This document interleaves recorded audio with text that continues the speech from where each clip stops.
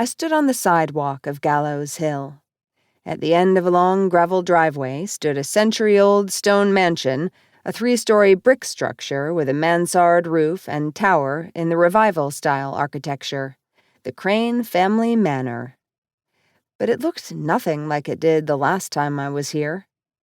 Instead of the dilapidated house with a moss-covered roof, stained brick facade, and knee-high grass that covered a stone path that had seen better days, stood a gleaming red brick estate with white moldings and elaborate white cornices. Samael had pretended to be Dolores and had lured us here on one of his many mind games. If Lilith hadn't transformed him back into a wee little babe, I would have kicked his ass, or died trying. I sighed and rolled my shoulders, shaking the feeling of trepidation. This didn't look like the same house. Manicured lawns surrounded the manor with trim boxwood hedges lining the red and white rose bushes.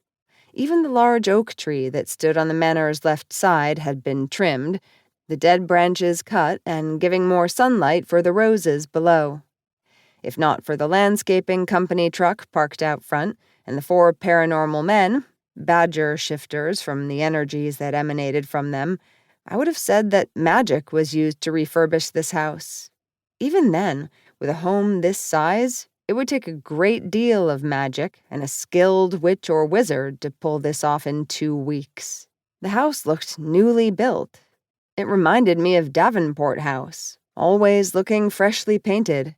But that was because house was a magical entity. I knew for a fact that this manor wasn't.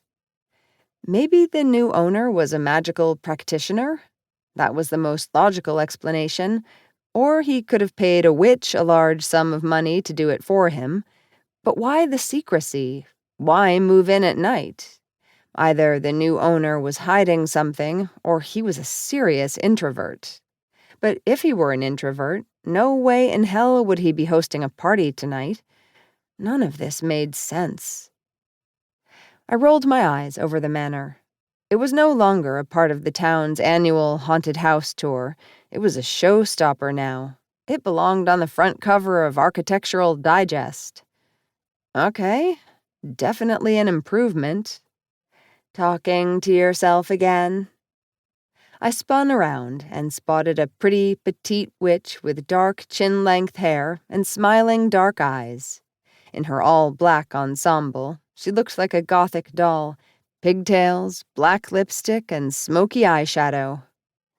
It's hard to shut off all my imaginary friends. The dark witch laughed. You're crazier than me, and I'm all about the crazy. I smiled at her, seeing her large tote bag wrapped around her shoulder, which I suspected held her faithful paranormal DNA album, Dana. I'd texted Iris while I returned to my cottage and changed, bringing her up to speed on this mysterious individual. On my way there, I'd checked the cottage's mailbox. Sure enough, I'd pulled out a white envelope addressed to me and Marcus with the same invitation as the one I'd seen on the card at Davenport House.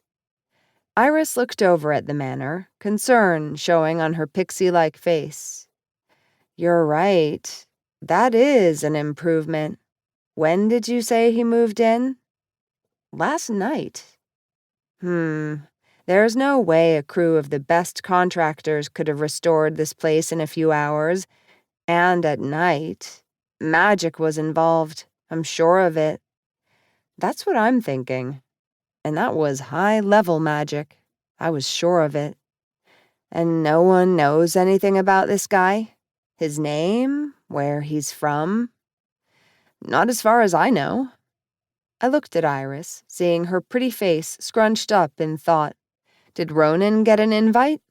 I wanted to know how many people were invited, who was invited, and if it was only us witches. The more I learned about this dinner party's host, the better prepared I'd be.